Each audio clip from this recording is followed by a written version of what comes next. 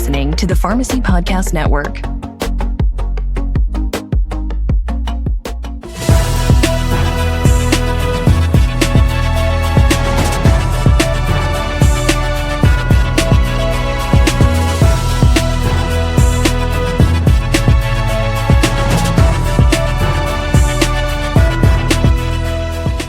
Hey, and on This Week in Pharmacy, we have a lot to talk about. I'm excited that you're here. Hope it's been a good week for you. I know through stories and through feedback from a lot of our listeners, what pharmacy is still going through in our chain retail sector and the stress that's on you. You are community heroes. There is a good outcome that's coming. I think there's going to be lots of change in the industry specifically for retail community pharmacy. But before I get into today's news and events and we start going down into the rabbit holes of the profession, I have to reintroduce AcoreRx founder. Did I say it right? AcoreRx. Yeah, you said it wrong too. We're going to clear that up as part of this show. So you just sit tight over there. You keep give me my intro. Build me up, make me sound good. And then I'll jump in there and do exactly. Thank you. Show is ruined already. Yeah. Get up on the first sentence. I know. See. All right. So I'm excited that you're here, Shawn. I haven't had you in the studio since your first time. We were talking about innovation in pharmacy and accelerating the profession, the community profession. You love technology, so that was a great episode. But it's great to have you back. I was here with my boyfriend Chris. Antipas. We've since broke up. He's too good. He's too big now in the industry. Yeah, he doesn't have time for me. He doesn't have time for me. President now. This is very disappointing, man. We were friends. We were down here. We did a good show. I thought we were going to turn this into like a Three Stooges type act, and then he's gone, man. He's gone that fast. I didn't appreciate it. He was Christopher. Gone. Please take me back. This was a great episode. Listen. That guy hustles more than anybody I know, so he deserves homes to break. The aging population is aging faster than we're going to find homes for. It's too expensive to keep people. So if you don't need facility level care, it's a lot less expensive if you can do it at home. See, now that's where we're going today, by the way. So just as a preface to today's show, we're going to be jumping into home care and how community pharmacy is going to literally have an opportunity to expand and become not only just community pharmacies, but literal home care agencies that could help to build your cash-based business and control things like remote patient monitoring, the dispensing type of packaging that you have. You're getting me excited, Todd. I know, but anyway, so that's what we're going to talk about. I'm excited that you're here. Before we go any further, we're going to take a quick break and hear from our sponsor, and we'll be right back on This Week in Pharmacy.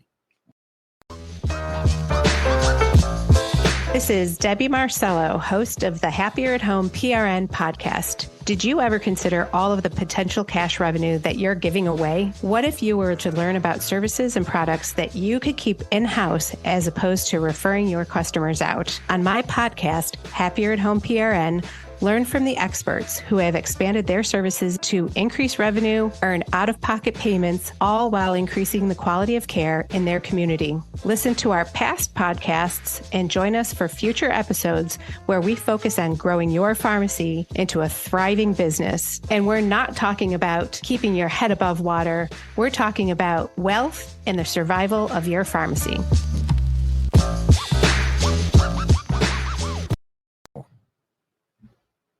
Right. Quick break. Very nice. Look at us go. You always put it in the beginning. You're saying that, right? We don't have to. Week in Pharmacy with Shawn Nairn, Pittsburgh, Pennsylvania. Talk to us about your background, because there's some people that didn't listen to the first interview that you were here. So what is your deal? First of all, I appreciate you pimping out my Acore hat today. You look really good on that. This Cheers, is a buddy. celebration. It is. I love you, man. You're back again. You're going to become the Joe Rogan of pharmacy. Now you're teasing me. You are. Don't tease me, man. We're going to build him a show. Listen, I'm getting ready. Media. I'm getting ready. This is the guy. If you want a Joe Rogan of pharmacy, iHeartRadio. I listen to iHeartRadio. DVE is iHeartRadio. You know that? DVE is, and I think 105.9 too. Yes. They're all basically, they own everything. I would like free tickets to the iHeartRadio concert if anybody's listening. We should leverage. I would totally go there if anybody's listening. It's in Vegas. It's a big time show. We're fellow podcasters, so I respect them, and we'll see what happens. All right, so listen to me. We are excited that you're here because I am jazzed up about what's happening for community pharmacies that are what I call a high-performing community pharmacy owner that knows that the future is not what it was 20, 10, 5 years ago. It's a new pharmacy. If you want to be a champion in community pharmacy, it's time to step in to a economic principle, and that is, we know that for the next 8 more months or 7 more months of 2024, every single day there's 11,000 new 65-year-olds in the United States. So that means for the next 20 years, if you're positioned correctly in evolving community pharmacy into home care and combining it, it's the new generation long-term care pharmacy. You know what I would do? Now you got me all excited. I think I'm going to go open a pharmacy where I cater to people who live at home, and I'm going to put their pills in special packaging, and I'm going to deliver it to them, and I'm going to provide clinical services at home. Oh, wait a second. That might be what I do right now. Wait a second.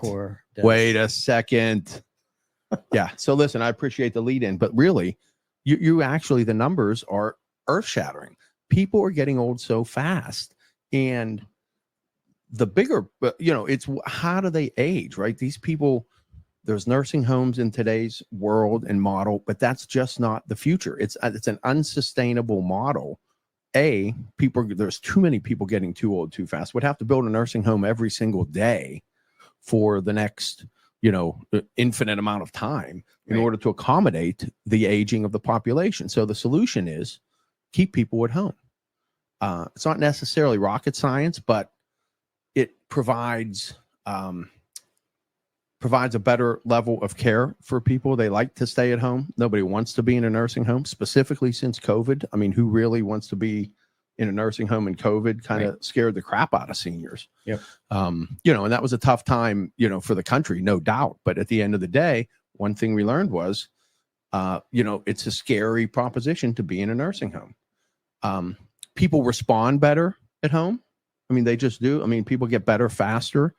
It's probably less expensive. I don't know that there are studies to truly validate that, but common sense will tell you that it's less expensive for a person to age at home. Yep.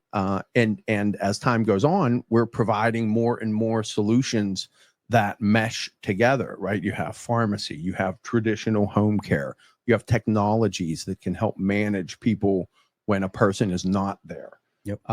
There's just a lot of Camera solutions, systems, like everything. Camera systems. I mean, your cell phone can be it, right? How people never realize. I mean, so many years ago, you would have never thought that you can manage a televisit with your doctor with your cell phone. You can track your medication adherence with your cell phone. You can find a solution for, an app for senior exercise, an app for senior yoga. There's an app for low-income people if they need a way to find food or a way to find money or a way to get their electricity paid for. There's apps for everything. You could literally manage a person's life on a cell phone.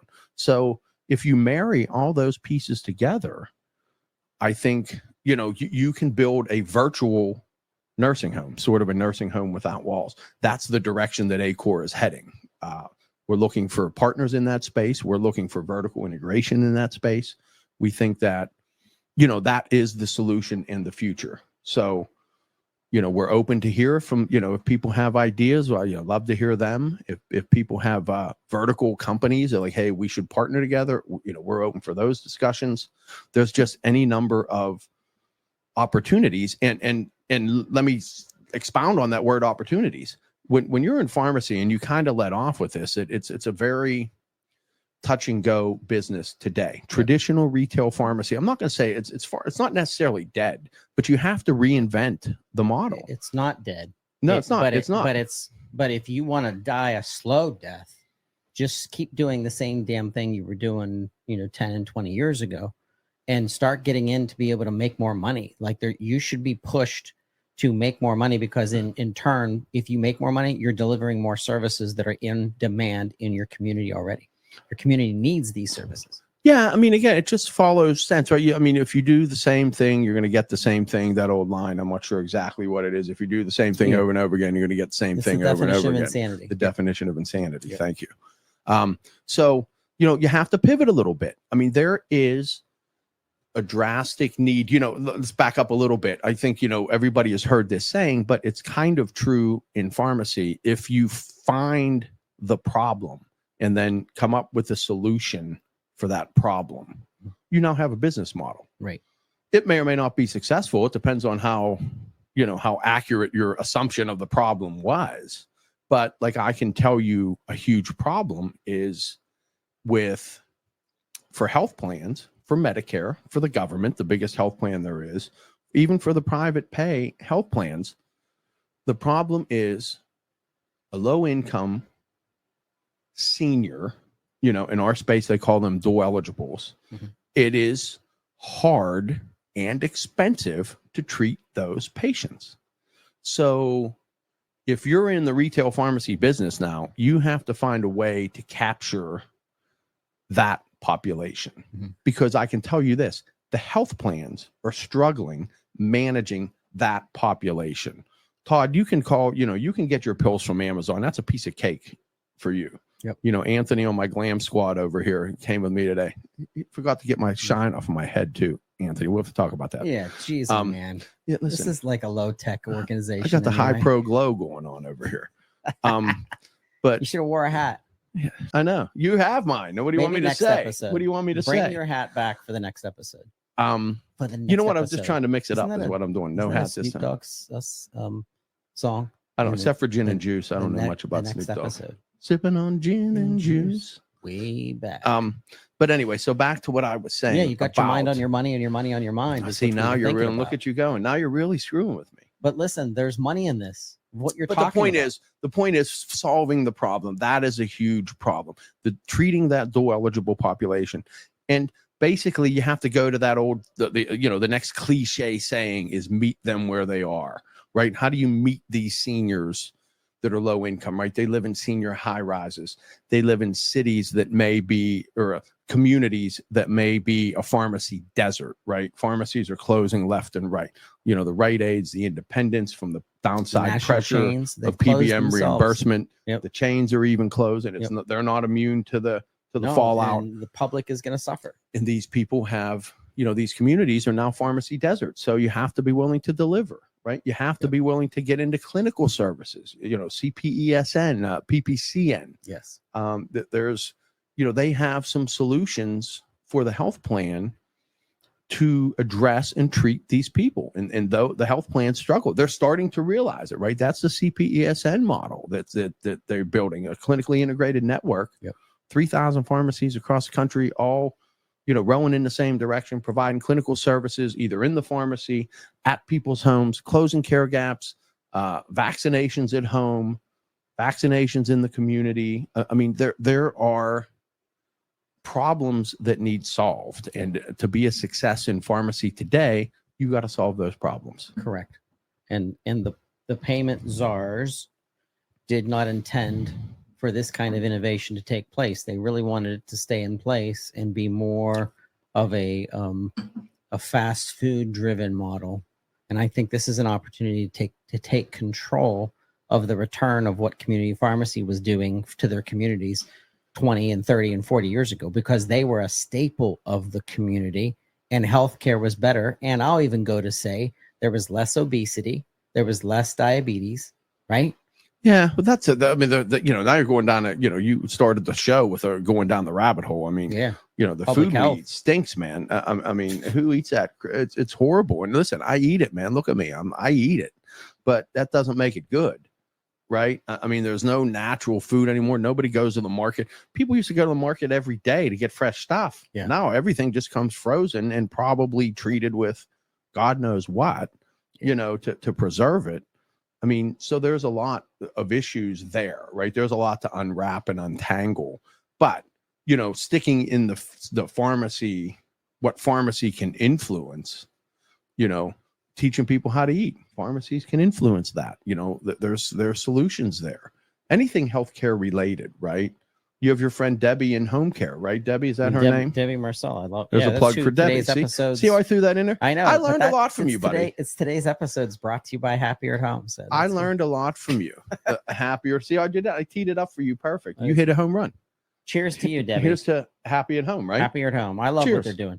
They're giving pharmacy a whole new revenue stream. It's its own business, so you get to do that tax. By the way, shout out to Sykes and Company. They're awesome. I think they're coming on the network. Actually, it's a rumor I've heard. Yeah, those guys are ballers, man. I mean, they know their way around. I have a local accountant that I use, but I certainly know those guys, and I've even asked my guy to sit in on their webinars whenever they have the like public OG, versions of the webinars. Yeah, public accountants. Yeah, no, and listen, that's valuable for pharmacists too. Not only do you have to pivot to where the need is, you have to mind your P's and Q's. Pharmacists aren't always necessarily great business guys. I mean, that's just it's been that way from day one. Yeah. Right. And that's why, but Sykes and those guys certainly keep you on track if you do use them. Yeah. All right. I'm going to throw some things at you because I'm a dreamer and you're a doer. Okay. And I'm a picker. I'm a grinner. I'm a lover. And I'm a sinner. And a sinner. I love that song. Okay. All right. So that reminds me of my dad. And listen, I have to now you got me on a rabbit hole. Tangent. I'm sorry. I'm in the back of a van. Down by the river. It was red. It was a red van. This is what I was raised in. And there were 2 seats in the van and there were 2 2 bean bags in the back. And what my brother and I loved to do back in the 70s, this is the Generation X. All right. This is how we lived. This is why we're the best generation by far. When he'd slam the brakes on, the harder he'd slam the brakes, the faster those bean bags would skirt across the carpet of the van. And you were on the beanbag. You would hold on. So that's how my mom and dad rolled. Sounds dangerous. Kids in the today they'd make you wear a helmet and knee pads to do that. At least. But what I do want to talk to you about is how community pharmacy, if you were to give, because I'm a dreamer in some ways, and you're the guy who actually does it. And I've had arguments with you about, hey, what about pharmacogenomics? And you're like, I rolled your eyes and you're like, but it's not baked to the point that we're making money at it, even though it sounds cool is everything. And we need to do it, by the way. We need to press PGX to become part of the tool belt of pharmacists. But let's talk about that later. I want you to tell our listeners what it's actually making money and how you think it could be expanded to get a foothold to move more and deeper into the A-Core pharmacy model, which is hand delivery, refilling and med change management. You know who to call about your medications and safety. There's no cost to the delivery. There's no this personalized medication adherence. I start thinking of club models. I start thinking of technology and packaging, as well as adding in remote patient monitoring. But tell us, our listeners, what's the reality right now?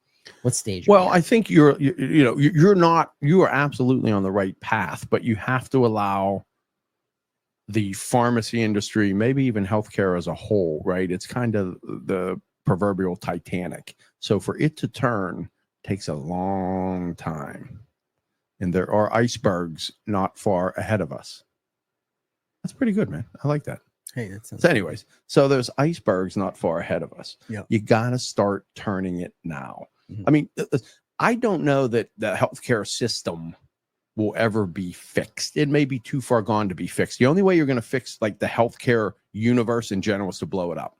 And that's probably just not going to happen because there's too many people relying on it to change, to go to a 100% new model. So you have to keep chipping away where you can. Make a comment on that. Okay, please. The comment is there are some psycho people out in our industry who are, and when I say psycho, it's a good psycho. Oh. And it's business psycho. And what they've done is they've truly not hashtag disrupt.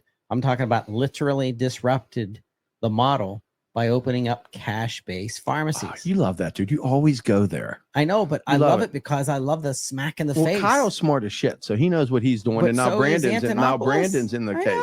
BA's opening up pretty soon. Forward RX. Where's my? Do the wee. That's not it. I have a clap. Dude, your buttons stink. I don't know how to use my buttons. Anyway, that's what I've heard. So a punch in the face to the system, and it's literally bringing community. It's bringing healthcare back to the community. No, listen, I love that. And that is absolutely 100% true for the segment of the population that understands what they're doing. And this goes back to partially, where I was saying before, and then I think you rudely cut me off.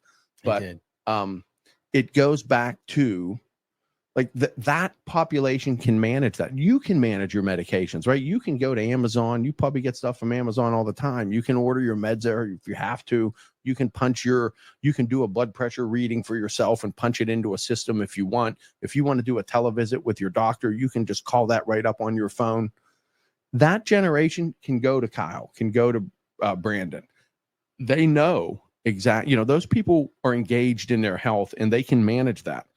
There is that segment, and this is the segment that when you ask me, where do people go to make money and where are the opportunities, let's say in pharmacy, it is the population that is not there yet. And inevitably, everybody's going to use technology for pharmacy because the people that are 50 now use that in their work in their lives every day. When they're 75, they're going to know how to use their phone to order medications, or they're going to know how to, go to their computer and Amazon and get their prescriptions through the mail.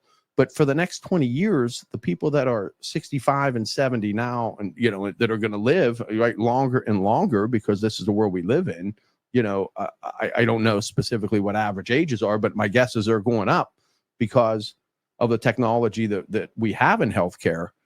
Though that population still needs tended to. They need babysat's not the right word, but they need treated with kid glove care. They need personal interaction. That's what they know. It's like you said, it's like being the kid from the 70s. Yeah. These are the parents of the 70s. Yep. They know, that service matters. They look for it. They expect it. I mean, the service levels in general across, and this just has nothing to do with pharmacy, but we have lowered our service levels expectations practically in every industry nowadays because, for a lot of reasons. But what going back to that generation of person, they're elderly now. They some of these people, and then when you marry in the low income people, elderly and low income, the dual eligibles, as we say in pharmacy, those people just need a hand. It's not hard to help them, but they need a hand. So that is a great focus because they, again, they're overlooked as an opportunity to treat, right? And that's not fair to them just because of geographically where they live or the color that they are, or, their health knowledge, right? That they kind of, maybe lack, they don't have family around to help them navigate a complicated healthcare system. Yep. So, that population and the health plans, again, I'll say this again, the health plans struggle to manage that population. So if you have solutions to treat that population, you have a business model. If that's Debbie's, home care company, if that's Acor with medication packaged and delivered to their homes, if that's, I've fallen and I can't get up buttons, there are ways to manage these people. But that they require the most attention, and therefore that's where the opportunity lies. So let me ask you all right. So first of all, just to clarify where I'm going with this, because I want your insights on this. Insurance companies buy insurance companies, right? So we know that big insurance companies turn around and buy smaller insurance companies, and then insurance companies like Aetna will turn around and buy insurance companies in the form of a PBM. So you'll have a primary insurance or whatever that's called. What do they call it? General insurance, health insurance, by a PBM. Okay, so that's happening in the world. And wrongly so. And wrongly so. But hear me out, what I'm saying. So if somebody wanted to disrupt healthcare right now that had enough money of their own and also clout as to the direction of what they were going and the politicians that really want to disrupt the model, okay, it literally could happen. But nobody really wants to do it because I don't think everybody's afraid. And here's a scenario, a realistic scenario. Mark Cuban comes to the table. He gets crazy, and he wants to do more to disrupt. He says he's disrupting pharmacy. Cubes is in the pharmacy space now. I know, but come on, listen to what I'm saying. He says he's disrupting. It's starting to kind of. But if he went out to the United States and said, I'm building a network of Blueberry pharmacies, or I'm building a network of Antonopolis pharmacies, where it becomes, you can join a franchise called the Cost Plus Drug Pharmacy Model Franchise or whatever. And he's the one, based on the economical data, that can show if investors invest in this stuff over the next 5 years, we'll get community strongholds of pulling all of that business away from the existing PBM and health system to really become a new mecca and a new czar in the world of the PBM, turning it on its head. Where now, instead of you saying, because you know how hard it was to start up Kyle's Pharmacy, God bless him, it took him brave. a long time. It's very brave. But he Brandon had to, both. He was a dual income household. He had to rely on his, thank God for her, she's a pharmacist. Okay. And he took the, some people can't pull that off. It's impossible. Imagine buying into or becoming a member of a franchise that would they know the metrics based on the number of prescriptions coming in that they can help to disrupt. They turn on these prescriptions. It's called cash based. It's all closed off and doing what they're doing. It's all against CMS's rules. Obviously, you have to play the game, but you could literally take control of a new age of pharmacy where it really becomes localized. I think my spin on what you just said would be to do this.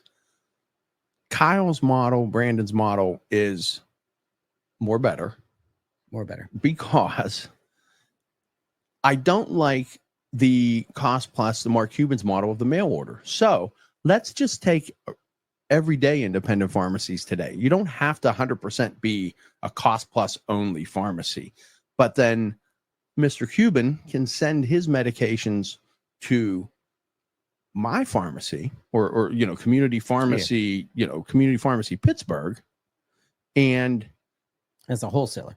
No, he could just ship them to me, fill the prescription for Todd, send it to my pharmacy. You still come to my pharmacy to get it, and I counsel you, and Mr. Cuban pays me to counsel. Because anytime you drag mail order into this, you're severely hampering probably the most important part, which is the counseling on the medication. Mm-hmm. Yeah, I mean, the proverbial see every coop. If medicines don't work and people who don't take them, if somebody doesn't know why they're taking it, or if are they going to call an 800 number if they're taking it and it disagrees with their stomach, and then they just turn around and decide not to take it. Mm-hmm. If you at least localize the consulting and the patient interaction that goes along with the cost plus model, then I think that's a legitimate model, right? I mean, if the average prescription, if we're only making $10 and Mr. Cuban can just pay us the $10, he might have to mark up his product a little bit more. Now, it's still not going to be as much as, exactly. What the traditional, what the PBM markup is, or the chain markup or whatever in the cash prescription drug, but there's enough for him to mark it up a little bit so he can share that revenue. Maybe it's not every month. Maybe I get $10 the first time I consult with you, and then $5 every other time. But then I'm able to capture, you have to come to my pharmacy to get it. So now I can say, hey, how are you feeling? Does it work? Do you think is your blood pressure going down? How do you feel? That's where you tell me, oh man, every time I take this, my stomach hurts. I might stop taking it. Well, I don't want that. Right. But now I know, and now I can intervene, right? The clinical portion of what pharmacies do is significantly underrated in the world of trying to manage costs. Kyle and Brandon and cost plus at the retail level, an exception for sure. Mm-hmm. But anybody, even the big traditional mail order guys, the ESIs and the Caremark mail orders, there is a lack of patient interaction there. And I think that's a critical component to getting medications to work properly. Yeah. We see that all the time in our model.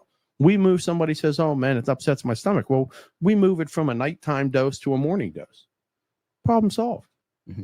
Or we find out that they can't take it because they're allergic to it, and we get the drug changed to something else. These things kind of get lost in that bigger model, but that's where your point is that localized is much better. Right. The answer is yes. Yes. But so we have to localize the national level pharmacy distribution, the Amazons and the Mark Cubans, and the ESIs. And I was talking about something that doesn't exist, but now I want to shift the gear back to what does exist, and that's Acor Pharmacy. So let's talk about what you're doing and why you. And by the way, you couldn't have done it at the right time, because for the next 20 years, like I said, you should be having a really nice business because of the ability to tap into a market that you built, what, 10 years ago? Yeah, we started a good 5 or 7. Well, Acor's been around for 7, and we started before that in regular retail stores. What's that mean? So, funny story is, I sat in a meeting with a couple of friends of mine, Greg Drew and Pat Lavella, and we're sitting in like a PPA meeting. And we're sitting in the back, and they're talking about the ACO, an Accountable Care Organization, and how it's going to revolutionize the healthcare model. It was a new version of the HMO, the Health Maintenance Organization, was going to morph into the Accountable Care Organization. And I'm sitting in the back doodling, and I came up with ACORX. And I said, if this model is going to work, it's going to be super important that they integrate pharmacy into the ACO. And for those that may be a little bit unfamiliar, ACO is an Accountable Care Organization. It's a healthcare model where all the entities of healthcare, physicians and home care and physical therapy and occupational therapy and pharmacy, everybody's under the same umbrella, all rowing in the same direction. There's kind of a portal that everybody can look in. And because healthcare today traditionally is so siloed, your physician, your PCP, has no idea what your specialist told you, and he has no idea what what your pharmacist said to you. So this silo of healthcare goes away in the ACO model, and it's an accountable care organization where the whole organization is accountable, assuming that you can then save money by treating these patients, and then there's like a revenue share of the money that's saved, via some model that it's calculated. So that was the ACO model. So I'm like, man, I want to do that. That's what I do. So I kind of put it in the back of my mind, and then when I came up with and morphed into the fact that I had a long-term care pharmacy, and we were putting medications in bubble packs, providing them for people in a nursing home. So then I said, well, why don't we do this for people at home? Mm-hmm. It's nice and easy. It's a proverbial Sunday through Monday pill case. But let's let the pharmacy pack it instead of having grandma pack her own medications. She's going to kill grandpa because she put 2 pills in this pill and she skipped this one. Yeah. And, it's hard for them to do that. So let's let the pharmacy pack it. Let's have it checked by a pharmacist. Let's deliver it to their houses. There's no more missed doses because somebody didn't go to the pharmacy. Yep. Right? We're managing all of that. So we provide medications home delivered to people in organized packaging, days of the week, times of the day, breakfast, lunch, dinner, bedtime, and we bring that to their house. When they're out of refills, we call the physician. If the medication needs a prior authorization, we go get that prior authorization. If a medication needs change, we change that.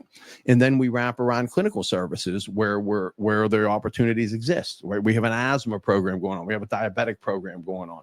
All the health plans are starting to really like this sort of wrapping the clinical around the traditional drug dispensing. Yep. So that's the Acor model, right? We use home delivery because eventually, while there's a lot of organizations that do what we do at the national level and operate through mail order, we use home delivery because we think that's a critical component of patient interaction, both to make the patient feel comfortable, but to also use that as an opportunity to provide other services to these patients. We don't do this today, but I would like to get to where I have a social worker that's a delivery driver. Mm-hmm. So when the social worker delivers to the patient's home, they can do a healthcare assessment, a health risk assessment, something that the healthcare plans will pay the pharmacy for, right? We already do this. I'll send a pharmacist there and give them a COVID vaccine. Or a flu vaccine or an RSV vaccine, any number of the vaccines that are out there now.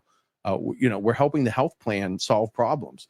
I would like to have my delivery driver facilitate a teledoctor call for a patient that can't do that. Maybe they can't afford the internet. Maybe they don't have a computer. Maybe their phone is shut off because they didn't have a bill. Right. My team will go with their own iPad, facilitate the process of connecting them with their doctor, and assist them in answering questions. That's awesome. So if a health plan's like, hey, we haven't seen this patient in a couple of years, I can fix that. It's incredible. right? So Now, are you it's doing all that this. now, or that's the future? It's in my short scale vision, right? Yeah, I have to find somebody to pay me for it Right. because that's expensive to do. I mean, I Yep. want to do it all for everybody, Yep. but I mean, it's just financially not necessarily feasible until the health plans are willing to give us some version of a per member per month to help them manage their patients. Yep. But I can do medication adherence. We can even provide data. We can use a cell phone. We work a little bit with a company, Synchronix, out of Florida, but they have an app that allows a patient to, it's essentially an alarm clock, right? Alarm clock goes off at 8 a.m. You take your medicines, you hit the button that says, hey, I took my medicines. Now I have a record on a dashboard of everybody at 8 a.m. taking their medications. And at the end of the week, I can look at that dashboard and see who took their medications and who didn't. And then we can start to isolate the people that are below a certain level of adherence, whatever the health plan might indicate or whatever we deem to be, relevant that we need to address. And we can look at that and say, hey, this patient's never taken their meds at 8 a.m. We can call them up and say, what's going on? They're like, I'm still sleeping. Yeah. Okay, great. Let's set your alarm at 10 o'clock. How's that sound? Right? Or I don't take it in the morning because it upsets my stomach. Well, what's the medication? Why do we think that is? And let's call your doctor and get it changed to something you can take. Right. So it's employing pharmacy skills and traditional pharmacy practices and clinical engagements to better the patient's health. And guess what happens? Costs go down for the health plan. Hospital visits go down for the patient. That staying at home longer, managing their lives better. Yep. Some people just need a little bit of help. I mean, everybody doesn't need a big lift. Some people Correct. just need a little bit of help. True. And that's the We're not problems that talking we can skilled solve. nursing. We're talking assisted Listen, living. skilled nursing and stuff is always going to need. I mean, you're going to need that because there are people that infusion just and you get to a point where somebody can't That's a live business alone. model too. They need 24/7 help, right? There's absolutely that population, but the population that isn't there yet can benefit greatly from the services that an ACOR provides. And then maybe ACOR teams up with a home care agency to assist those patients. Maybe we team up with an RPM company to help them manage their remote patient monitoring in the blood pressure space or the diabetic space. Yep. There's tons of solutions, and it's like it's bringing concierge level services to the people that need it. Yep. It doesn't have to be for everybody. No, it doesn't. It doesn't. All right. So if people want to learn more about what Shawn is doing, the website is acorrxpharmacy.com. That's acorrxpharmacy. ACORX. It's ACORXpharmacy.com. All one word. Yep. Provided by Endosha. That's a cool Endosha. I know. All right. So I don't even know what Endosha means. Anthony can tell me later. So we'll bring that to Will. He can tell me. You're also a LinkedIner. So if people want to hook up with you, they can go to your profile. I'm on LinkedIn. ACOR's on LinkedIn. Facebook. ACOR's on Facebook. Instagram. Just hook up. Let's hook up with Mr. Shawn Nairn this week in pharmacy. I appreciate you being here. I always love being you here, have buddy. To come back. It's been too long. Stop like not coming back for months. We have to have you come back. Yeah, sooner. I can. I can. I'm not sure if I like you, and that's why I don't always come back. No. I mean, I totally will be back. The problem is it's hard to, you do such a great job of creating, information and all. Like in my mind, like I know what I know, and I just told you.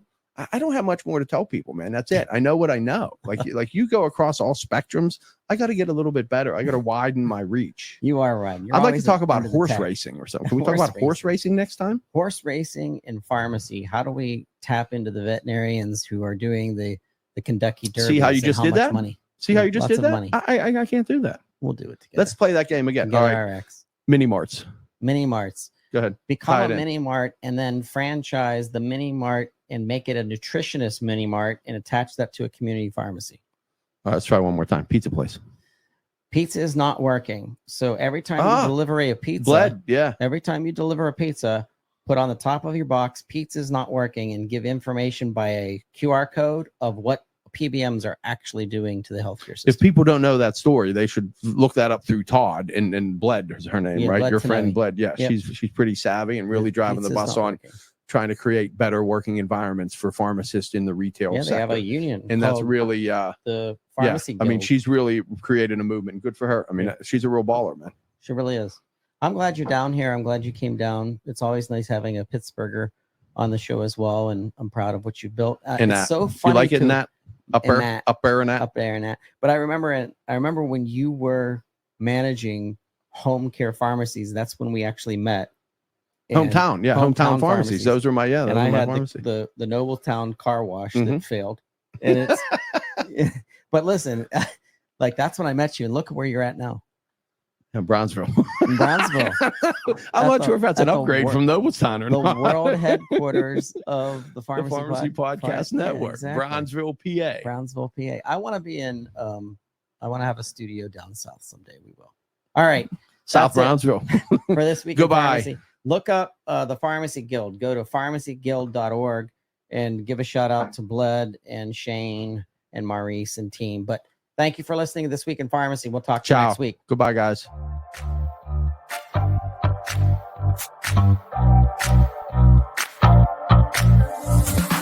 This episode is sponsored by Independent Pharmacy Cooperative, widely known as IPC. Established in 1983, IPC is the nation's largest group purchasing organization owned by independent pharmacy. With a mission of maximizing the success of community pharmacists, IPC works to provide members with access to effective programs and services designed to enhance profitability for independent pharmacy. Read more about our mission by checking out our website at ipcrx.com. That's ipcrx.com.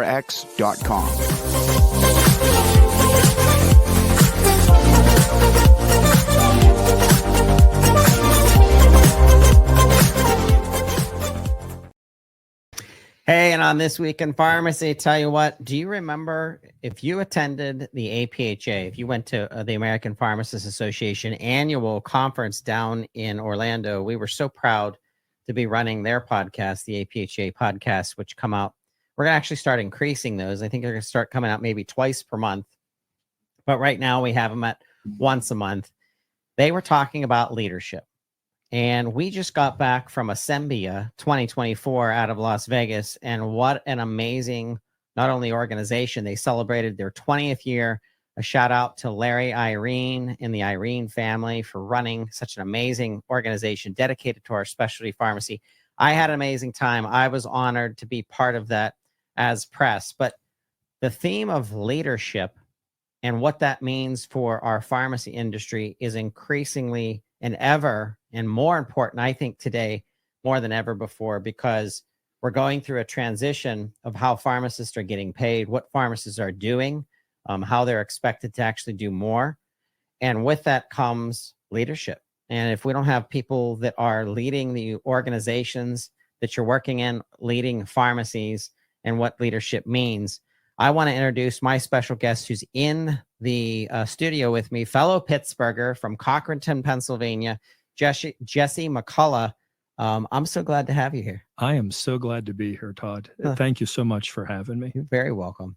All right, so we are going to be jumping into content today about leadership and about what it means to be a leader. Jesse, I'm going to be, I want to be transparent right out the get-go. I always have been with my listeners, all you pharmacists and your technicians out there that struggle with imposter syndrome. I am 51, and I don't feel like I really got that under control until I was in my 40s, where I really felt like I couldn't do something because of what is known as imposter syndrome today. And back then, I didn't even know what to call it, but it was definitely holding me back. Did you ever go through something like that? Oh, I go through it every day. every day, you know, it's interesting. You have this call to do something bigger than you. And for me, it was to go into pharmacy. My background, I grew up on a farm in Northwest Pennsylvania. Okay. And my family was all teachers. So you would expect that, somebody who grew up in a family of teachers, that they would go into pharmacy, of course. And that's what I did. And it was interesting. Whenever I got out of pharmacy, I started being introduced, and I didn't realize it at the time. I started to be introduced to these needs for leadership, and I didn't know the right words. I didn't know the right words for it at that point. Whenever I came out in 2000, there was such a pharmacist shortage, especially in this area. University of Pittsburgh, right? Yes, sir. Went to the University of Pittsburgh, graduated in 2000.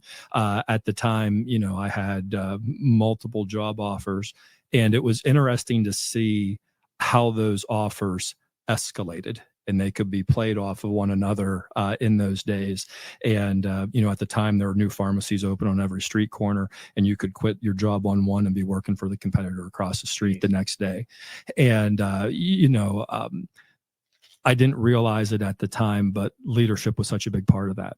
A lesson that I would learn much later in life is that people don't leave companies, people leave leaders.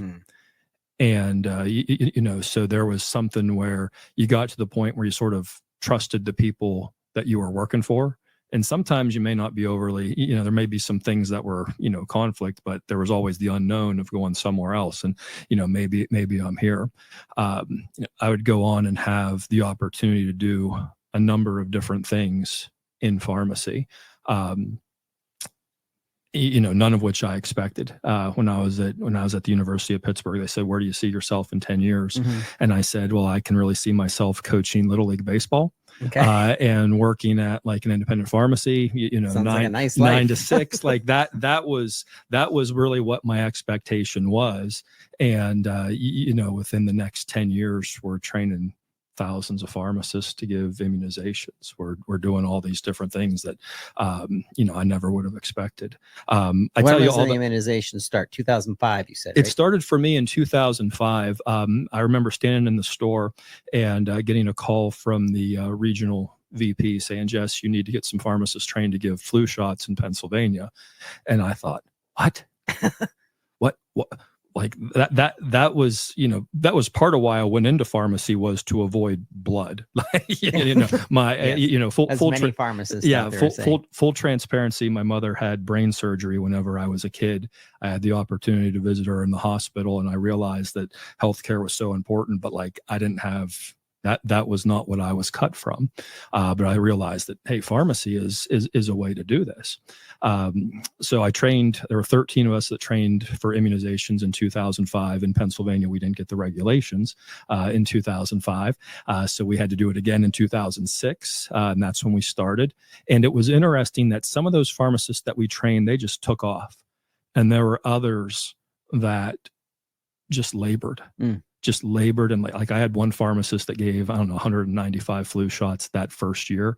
I had another that I think gave 9. Jeez. It was just this huge range. And like, this is a clue for me. I wasn't smart enough to pick up on the clue, but it's a leadership thing, right? It was just like, oh, there just must be something different about them. I worked for Eckerd right out of pharmacy school. I worked for Eckerd Pharmacy, and I remember Eckerd. I traveled from the shores of Lake Erie as far south as Seven Fields, Cranberry Township, the Ohio state line, and then as far east as Punxsutawney, Du Bois, St. Mary's. So if you square that off, that was my territory. And if anybody, for those of you that are wondering, I have worked Punxsutawney on Groundhog's Day, and it's a wonderful thing to do. You should do that once in your life. That's what I did. And I went around, I worked at all these different pharmacies for Eckerd, and I got just different perspectives. And it was so helpful. But then I had the opportunity to move into clinical services. And that's when immunization came along, MTM came along, and then the merger with Rite Aid. I guess it was Brooks, and then Rite Aid came along. And whenever I moved into Rite Aid, it was clinical services full time. And the first thing we did was to try to scale some clinical program, and that was immunizations. And I think it was by 2011, 2012, I trained 13 pharmacists the first year. By the time we got to 2012, we had trained like 13,000 pharmacists. But we still had the same issues, right? Some pharmacists took off like a shot, and others really struggled. And I didn't quite get it at the time. When we scaled to train every pharmacist in the company, one of the things that we had to do is we had to say that our little team of 6 people is not enough to support this. So we brought on a team of clinical managers. And we interviewed people from all over the country for this, really top-notch people. Everybody that I interviewed, I am reasonably sure had exponentially more clinical knowledge than what I did. Okay. And I don't, like, I say that with full humility. I'm not going to win any clinical contests with pharmacists. I know that. But we brought these folks on, and I remember we were getting ready to extend offers to these folks. And I stopped into one of the stores where one of my candidates was working. And I just wanted to give the good news that, hey, don't be surprised if HR calls you in the next couple of days and gives you an offer. And as we're talking there, it was after dinner one night, and as we're talking, a technician comes up and has to interrupt the conversation, which was always the rule. I was always the least important person in the pharmacy. Take care of the people in front of you. The technician comes over. There's an exchange back and forth between the pharmacist and the technician. Technician goes away, and the pharmacist rolls her eyes and says, "I can't get anybody to do what I want them to do." And I didn't realize it at the time. And this is just one of my favorite teaching points, but that's a variation of something I call the forbidden phrase of leadership. And the forbidden phrase of leadership is some variation of "my people won't," "my people never," whatever it turns out to be. In this particular case, it was "I can't get anybody to do what I want them to do." I had such a limited awareness of leadership at the time that my response was, "Oh, you don't have to worry about this. You're going to be out of here pretty soon." Right? I didn't realize that if you're going to struggle leading a team in a store, what are you going to do whenever you need to lead 600 pharmacies? Yeah. Heck yeah. I mean, like that's where I was. And it took me a little, and I still hadn't picked up on it yet. I mean, again, this kid knew so much more than I did. Still, I'm sure he still knows more than I do. But I realized, I can realize now in hindsight that I should have been building my team with leadership skills.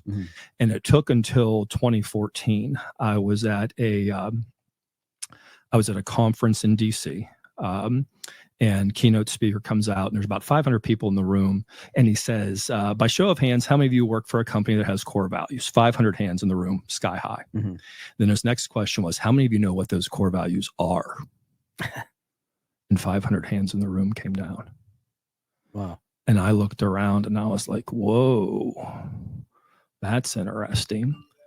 A couple months later, I was given the privilege. My boss had to go on family leave. His wife was terminal. And he said, "Can you come in?" Because the main bread and butter of our department is immunizations, and flu season for us that year started in July. We were shipping flu doses in July. And so from the end of June to right before Thanksgiving, I was driving to Harrisburg every week. Along the way, I was living out of a hotel. I didn't have any idea how long this was going to be. And my wife says to me, you ought to pass the time in the hotel by going on walks and listening to podcasts. And I don't know what type of wisdom your wife gives you, but my wife's pretty sharp. Yeah. She's sharper than me, right? And so she gave me some very wise counsel, and I started listening to the Pharmacy Podcast Network about that time. Nice. But it was interesting. I was out on a walk one night, and Todd, I could take you to the square of sidewalk where I was listening to a podcast, and I heard somebody say, and maybe this is what somebody listening to this podcast needs to hear, that leadership skills can be learned. And I hadn't thought of that before. I thought that leadership was just something that you naturally have. It was something like your hair color or your eye color, or whether you're tall or short or fat or skinny or whatever it turns out to be, right? I had never really considered that these were skills that could be learned. And in 2014, I decided, well, I need to become a better leader. And I started to learn the principles, and I started to, teach the principles to my team. I started to grow my team, and it was amazing how much better things got for us, because there's a lot of fires you have to put out when you're covering couple thousand stores. Right. Like there's always, hey, what do we do in this, or what do we do about that, and fill in the blank. And it was amazing how that helped to develop that particular team. So I'm afraid I've probably gone too far on answering that question, Todd. No, let me come back to you. Make sure we're on point here. I want to understand the transition between where you were at and your story of the difference between our managers and our leaders, and how there is a merge point of both of those. Mm-hmm. But then just telling the listeners, what are the next steps? What can I do to begin to transfer from being a manager to being a more inspirational leader, to get people to follow me just because of my style of leadership? Okay, let me give some encouragement directly to your viewers, your listeners, however you're consuming this podcast. I want you to know that you are absolutely a leader. Okay, I want to give you a definition of what or who a leader is. A leader is anyone who helps someone at some time get somewhere or do something. And I'll say that again. A leader is anyone who helps someone at some time get somewhere or do something. And that getting somewhere or doing something, it's something that you're not used to doing. It's some uphill destination. It's something new. So whenever I teach this, I usually use for illustration that a newborn baby is a leader by this definition, especially as a first-time parent. Right. As a first-time parent, all of a sudden the hospital says you can take this kid home, and you're like, "Are you sure?" No manual. Just send me home. It's like, do you have any idea how? Have you seen me burn the water making spaghetti? Right. It's like we have these different challenges. We all have these challenges in life, and now you're going to have this little kid, this infant, this newborn, come home with you, and you know what that infant does? That infant absolutely leads you to become a competent parent. Yeah. Through crying, through you learn to feed, you learn to change the diaper, you learn to burp, you learn to do all the different things. You learn to stand up, you learn to sit down. You learn all the different things. And it's because that's what that newborn is. That newborn is absolutely a leader. So to the listeners, to the viewers, no matter where you are absolutely a listener. You're absolutely a leader. And what I want you to know is that you can actually develop and you can improve those skills. You can have more of an impact on the people around you. And that's like the exciting, that's very much the exciting thing for me. It's not something that this is just what you have and these are the cards you have to play. You can absolutely improve your hand in doing that. That's where Keystone Insights came to be. And that's also where you have developed a reputation with the Canadian Healthcare Network as a featured writer with a ton of content that we're showing. If you're listening to this podcast in your car, you're listening on Apple, Spotify, you don't see the screen right now. Jesse has a bunch of different blogs that are all about leadership. We're going to put them in the show notes.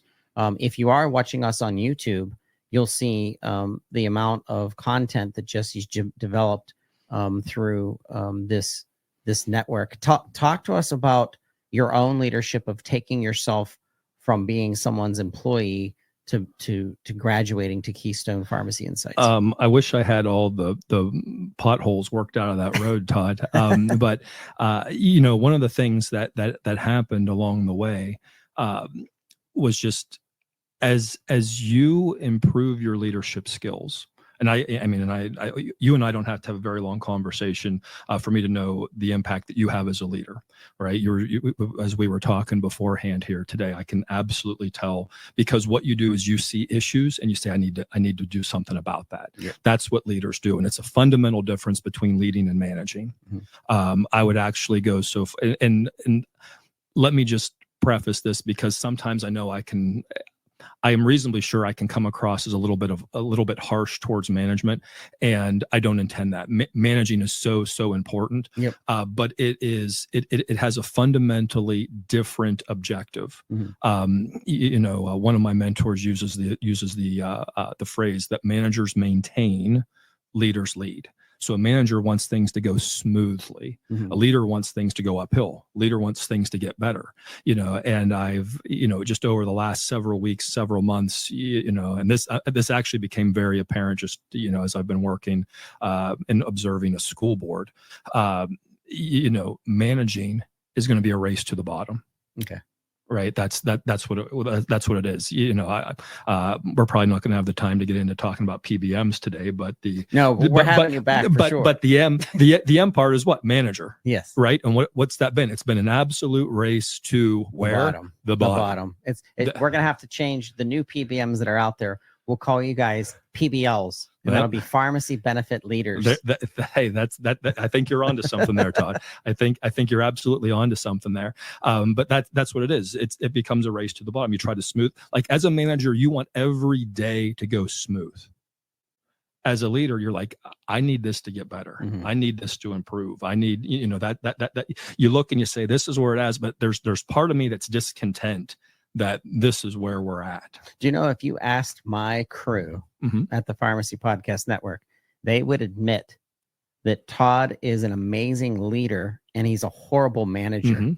And I literally need to learn to manage my people better in some ways and gravitate towards some of the strengths of those managers. So I think what I want to say to our listeners is we're planning on having Jesse back on This Week in Pharmacy. We're going to have a new segment that's going to be dedicated to our listeners, and it's going to be This Week in Pharmacy, Keystone Pharmacy Insights. And we're going to break this up into pieces so we can get more people listening to this content to take action and engage with you so that you can help these organizations take the next steps. And that's a surprise I didn't even tell you about. Yeah, I was going to say that you're just hearing about this now. Hey, that's great. That's great. Because I would make this observation. What I have found is that as I've had the opportunity to speak with people and unpack leadership with them, it becomes a pretty easy conversation to say, yes, I need to improve my leadership skills. Like, as I started to learn leadership skills, it became so easy. It became so easy to see poor leadership in government. It became so easy to see poor leadership in the company I was working for. It became so easy to see poor leadership in my church. It became so easy to see poor leadership on kids' sports teams. It became so easy to see poor leadership in the schools. But then where it really was a kick in the gut is that it became very easy to see poor leadership in my household. It became easy to see poor leadership whenever I looked in the mirror. And I said, this is something I got to do something about. That's amazing. I made a couple of notes here. And one of the phrases that I like to share with people is that everyone deserves to be led well. And now when my mentor first gave me that phrase, I was a little uncomfortable. I was like, can it be that everybody needs to be led well? Everybody deserves to be led well. And, that was a pretty big, I thought, well, let's flip it around. Who doesn't deserve to be led well? Let's start with that list. Whose name can I start putting on the list that says, here is somebody that should not be led well? Yeah. And I don't want to be on that list. Well, whenever you have a family get together, right? Like every family has an uncle or a cousin who's, a little weird. Yeah. Right. We have a couple. And if you're a part of my family, like that's me. I'm You're the weirdo. Yeah. But the fact of the matter is this, is that does your weird cousin or does your weird uncle deserve to be led poorly? No, they don't. It's true. They don't. And you know what? Your patients deserve to be led well. Your team members deserve to be led well. Your boss, who may be underwater, deserves to be led well. And you can go out there and you can go to you can go to Amazon, you can go to the bookstore, whatever, and you can type in leadership. You can find all sorts of stuff. Right. And essentially it's like getting a 1,000-piece puzzle and you can get a piece of it. right? I mean, as we were talking before, Todd, you're big into systems, Yep. like, and you need to have a system for your leadership. And there's an absolute place to start. There's an absolute place to start. And it's the place where you can have the most impact. And it also involves the most difficult person that you're ever going to have to lead. And I mean, and I'll just, because I'll make this bet with you. The most difficult person that you have to lead is the same person is the same most difficult person that I have to lead, and that's myself. That's a good point. Like, has there ever been a day where you've had 10 things on your list, and at the end of the day, there's 12? Yeah. Like, have you been there? Yes. Have you been there? And like, yes. and those original 10 are still there. It's like, what's going on? Right. Like these are things that we have to do. This is developing the leadership that we need, because, the fact of the matter is that so much of what we all have in our leadership bag is based off what we've seen somebody else do. Even if we've seen that not serve them well. When I was an intern, this would have been, and I'm old, just for the listeners. Like, I remember when birth control was going generic, right? And like at the time, it was a very, very touchy subject. You don't want to just be doing a generic substitution without having some of these difficult conversations. And there were a lot of people that said, I'm not quite comfortable with that. Keep me on the brand. And if you kept them on the brand, then the copay went through the roof. And then there were these so there, as an intern, I witnessed a belligerent mother berating my boss, my leader. And this conversation went back and forth. And whenever that conversation was done, my boss was mad. And, for anybody who has seen the old Popeye cartoons, like when Popeye got mad, you could see the red line start at his neck and go up to the top of his head and the steam come out his ears. It was something like that. So my boss got mad, and you know what? Everybody around in the pharmacy the rest of the day knew it. Baskets were thrown, things were, muttering. There was it was not a pleasant environment. And so what was being modeled for me at that time was that if you have an encounter with a patient or a customer and it doesn't go well, it's completely appropriate for you to get mad and to make everybody else around you uncomfortable. That's what was modeled for me. Now, a couple weeks later, I have a relief pharmacist in the store, and he looks at me one night and he says, "Hey, Jess, I buy, you fly." And I said, "What?" He said, "I buy dinner, you go get it." I'm like, "Oh, well, I'm a college kid. Anybody buying dinner, I'm for it, right?" So I went and got dinner. Whenever I came back in, he's having a similar conversation to what I witnessed just a couple of weeks ago. Similar conversation. There's a mother, she is not happy. And whenever it's all said and done, he goes over to the corner and he eats his dinner. And I went over to him and I said, "Hey, aren't you mad about that?" And he said, "Jess, I have too many years of this ahead of me to let this bother me." And he modeled a different type of temperament within his leadership. And, if I hadn't seen that, I am sure that I would have adopted that. Whenever you have a rough encounter with a customer, then the appropriate thing to do is to be mad and miserable and make sure everybody around you is miserable too. That's wild. But that just breaks it down to some of the simplicity. Would you commit to our listeners right now to come back and do some additional shows on leadership? Yes, I'd love to, Todd. I'd love to continue the conversation. Just let me, as I speak to your listeners, my heart, after however many years I've spent on the front lines, however many years I spent in corporate pharmacy and the chains, I was working with independent pharmacies. My heart is for frontline pharmacists. This is the challenge that I see, is that the idea of equipping frontline pharmacists with leadership skills seems to be reserved. It seems to be, I know it was a mystery for me for 14 years. That, or probably more than that, but we won't get into me doing math on air here. On how old we are. Yeah. But when you look at this, again, everybody deserves to be led well, and you need to have these skills right out of the gate. Mm-hmm. When I was licensed, I'm 25 years old, 24, 25 years old, however old I was. And I was asked to lead a team of people who were twice my age and to provide care to people who were 3 times my age.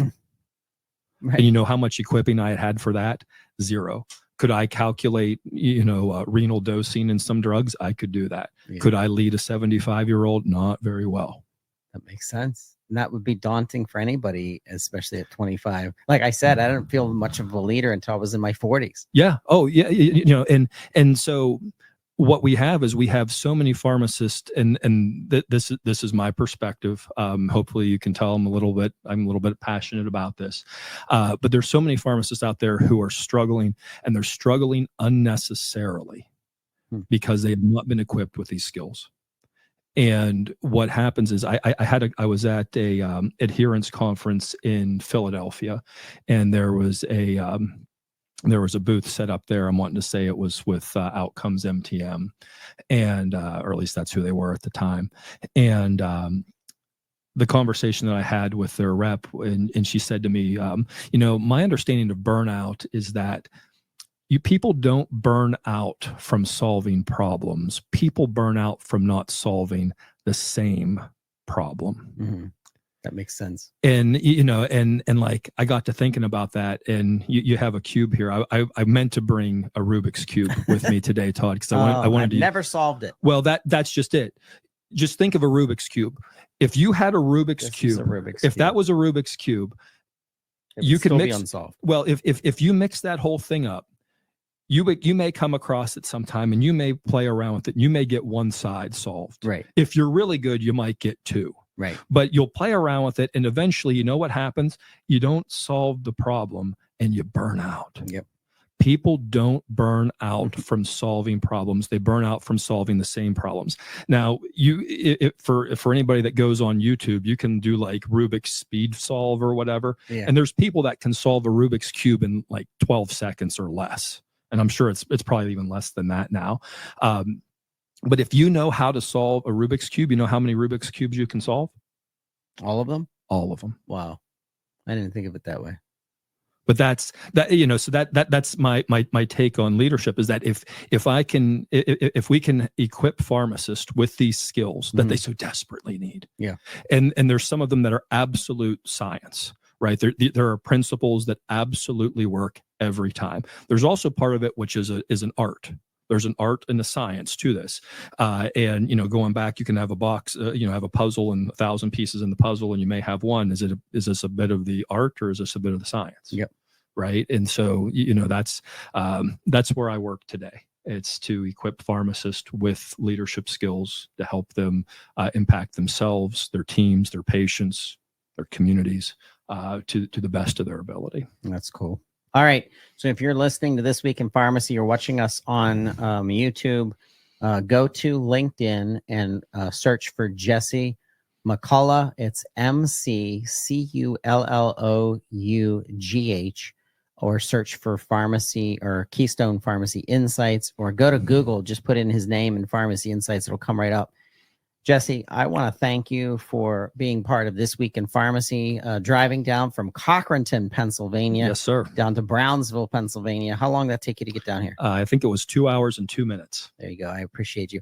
Maybe next time we'll just jump on a StreamYard or something like that and do it. But I want to thank you for being here today. And I want to thank our listeners and our pharmacists and our technicians for all the work that you do.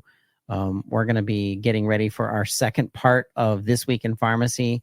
So we will return right after this message. So we'll be right back.